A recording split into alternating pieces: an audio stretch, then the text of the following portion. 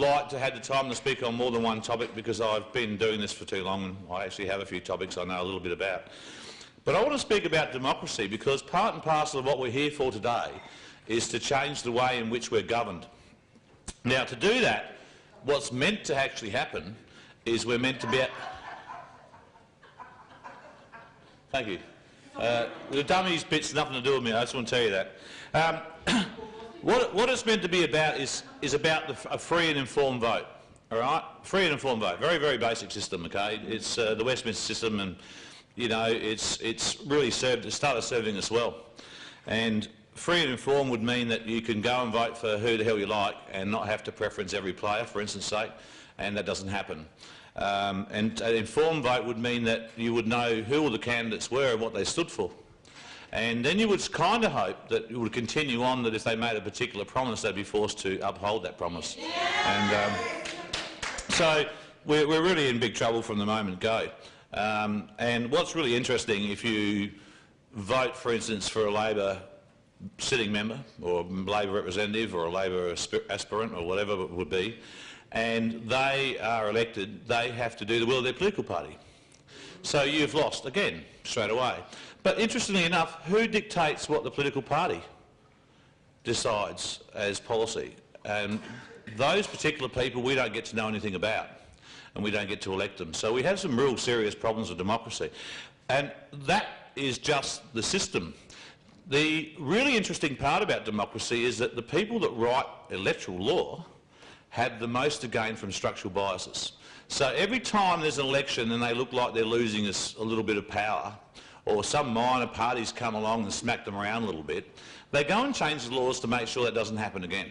Okay, so not only is democracy failing in every respect, but it's actually played with by people with a bias. You know, they write it with self-interest in mind. And that might be just enough to stop there and say that democracy fails. But I'd like to tell you some stuff that you're never going to hear, ever, in the media.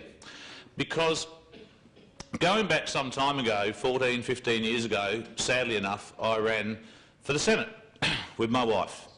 And I actually was that naive that I thought that if you just had a good heart and you could stand up, and I'm a good salesman generally, so I thought, well, I think I could stand in there and put the people's voice in politics, okay? And I did the preference deals, okay? I was running for the Senate. Back then there wasn't a lot of Senate runners. There was Labor, Liberal, Greens, Democrats, One Nation. That was about it. And I was the independent. And that was me. And I got first preferences from every single player. Every single one. Labor, Liberal, maybe second for the Greens, One Nation, so I had first preferences from them all. What that meant was I got a media black ban because I might win the election. Now, I didn't know what that even meant. Then they put the ballot papers out and my name was left off the ballot papers. And you had to vote in a blank box to vote for me. This is democracy in Australia. And if you're wondering why I'm still doing this, that pissed me off really big time. And because I was actually hoping to, you know, if I lost, I said to the wife, oh, if I lose, that's all right, I'll put myself forward. Well, I wanted to lose because I was not preferred. I didn't want to lose because they rigged the bloody election. So I went out and put up posters, A3 photocopies, it's all I could afford. And as fast as I could put them up with my friends, they were torn down. There was never a chance that I was going to win that election. It didn't matter what I stood for, it didn't matter who I was, that was the system. So, a few years later, I ran a couple of times in between then, and I went, this is ridiculous, I'm bashing my head against a brick wall. So, a few years ago, I decided I'll just cast an informed vote. And I was busy at the time, and the Electoral Commission used to put out a how to vote guide. It was a little booklet that went into everyone's house. Very, very sensible move, not particularly full of good content.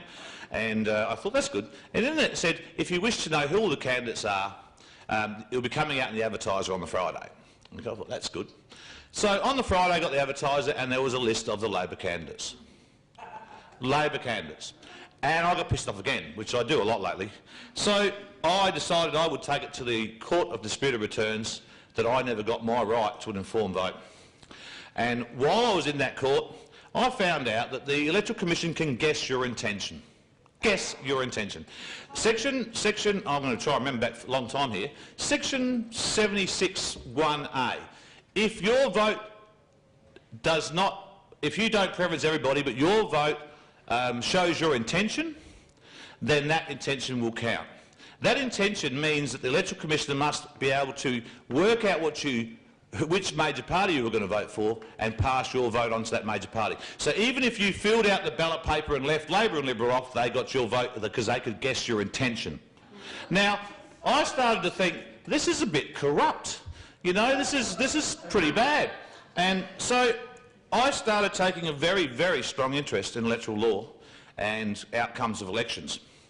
And since then, it has gone downhill so fast that why anyone would attend a ballot box and actually vote seems worthless. That's how bad it's become, okay?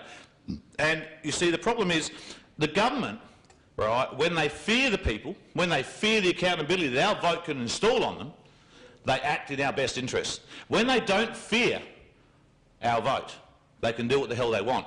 Now, I don't know if you've noticed lately, but it appears they think they can do what the hell they like, and they don't really care what we think. So I went to court again for the third time, Court of Dispute Returns, self-represented, and I was in the Supreme Court for 3 months. My wife will remember this.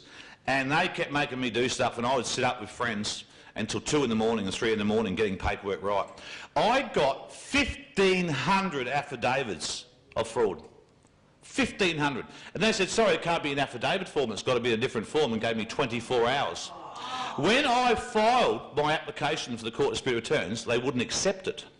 So I took in trucks, if anyone remembers this, I took in semis and we blockaded the bloody court building, wouldn't let anyone in and out until they took my application. Did that make the media? They filed the application in the end, right? And then they tried to tell me that we don't have a common law right to bloody vote. So I went in and argued that we had a common law right to vote and they'd buggered the election up. And I'm keeping this pretty brief. So the Chief Justice actually said, yes, we do. The way the court case was lost, if you'd like to know, this is very interesting, was that they argued, the Labor Party sent in, and also the Electoral Commission sent in a Crown lawyer against me, and they argued that we have no right to vote in Australia. Okay, no right to vote, no common law right to vote. And they tossed my case out 2 days before trial. Then I received a letter immediately after that saying, oh, we made a mistake. I'm really sorry, but there is a common law right to vote, so my arguments were valid. But there's no right of appeal under legislation. There is a right of appeal under common law, but they wouldn't entertain that. So then I receive a letter from the courts, Court of Dispute Returns, Chief Justice Doyle here in South Australia, how much money would I like because this case would like to be struck off? Now, if I lost, why the hell were they offering me money? All right? And they rang and offered me money how long, hun? 2 years? 2 years. Every 3rd week. Any media? Nothing. So I want to tell you what happened in that election. I'd like to give you some pointers. Labor dressed up as another political party and handed out dodgy how to vote cards. Yes, that made the media. This is the people that lead this state dressed up as somebody else to rig you of your vote. But that's nothing. Because what they also did was decided to delve into postal ballots because they could see some benefits in postal ballots. So what they did was they registered a reply page address, Isabel Redman, which was the opposition leader, and they sent out 200,000 letters to the public asking them how they're going to vote. Start doing some sums here, 200,000. And when you wrote back saying, oh, I support you, Isabel, that's Liberal, if anyone's watching, Isabel Redman, Liberal Party, if you wrote back to Isabel, it went to the Labor Party's offices because they had registered her name as a reply paid address. It did not go to Isabel. Now, all right, this is how bad it gets. I'm not going to finish here. I don't know it won't take too long. So they intercepted thousands of names. Okay. Then they sent out postal ballot applications to those people. And they sent in, yes, I'd like to vote by post. And most of those applications went missing. Tens of thousands. Not 1,000, tens of thousands. And if you think this federal election with this one with Palmer, the 1,300 votes, How many votes do you think, I'd like a couple of guesses here, went missing, ballot papers, not applications, went missing in South Australia? 22,000. 16,500 just went missing.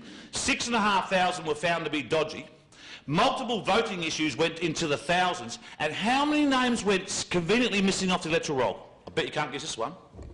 77,000 votes went missing. South Australia missed out on 116,000 votes. Labor won by 1,750. All right? And they're now running our state. They're the ones causing us to live without democracy. So no one is doing anything about it. So what do you think is going to happen in March? What do you think is going to happen in March? They all suddenly, oh shit, we buggered up. No, you know why? Because no media would cover that. And if you think I'm making this up, I can show you affidavits from the Commissioner, I can show you the paperwork, the photos, everything, and I have it all. I have affidavits for thousands of people, and that wasn't the worst. If you think that's bad, that wasn't the worst, because they didn't give out that guide on how to vote. There was no information in the polling booths about who was running, where your preferences went, which is law, wasn't there. Okay, that wasn't there. People were turned away from the polling booth because they didn't like how they were dressed. People turned up and they were ran out of ballot papers. One group of 4 turned up to a polling booth, 2 ballot papers left, tossed a coin who could vote. This is in South Australia. They went to the hospitals in South Australia, right, went to the hospitals in South Australia, and they were going through the nursing homes, standing in the doorway going Labor or Liberal, and then marking the ballot paper for those people. One woman stood up and said, no, my daughter's running for the Greens. Affidavit, if you want to know, I've got an affidavit. Her daughter, her granddaughter, was running for the Greens. She said, no, I want to vote Greens. And they refused to accept her vote. Now, if this is... I left those words out, okay, just place some words in there. In the Court of Disputed Returns, the Chief Justice Dawes, who quit when I would... Well, I'm not going to go there. He has quit. I won't tell you why. He has quit. But it is not possible under any law in this country to invalidate the outcome of election regardless of the count or conduct. What do I say? Now if we had a media, any media at all, that gave a shit about us and about free information or democracy or the right of their children to vote or the right of us to be able to choose our government, they would have covered this. Today tonight I'll give them some points. I don't know if anyone saw it. They did a big lead-up story. But how rude's that? So the government do not fear you. They don't give a shit how you vote. They can rig the election by up to 100,000 votes. There's nothing you can do about it. I have been told by people on the inside that Labor will win the next election and by how much. If you think we live in a democracy, you're bloody wrong. And anyone watching this video going, oh, this guy's an idiot, I will post you the information. I will share the information with you and I will show it to you in proof, okay? Now, we can stand here and we're going to keep going with some great speakers and we can work out what's wrong in this country and we can try and do something about it and we can spread the word, we can educate and everything else. But if we cannot vote them out, we are in big trouble. All right, thank you.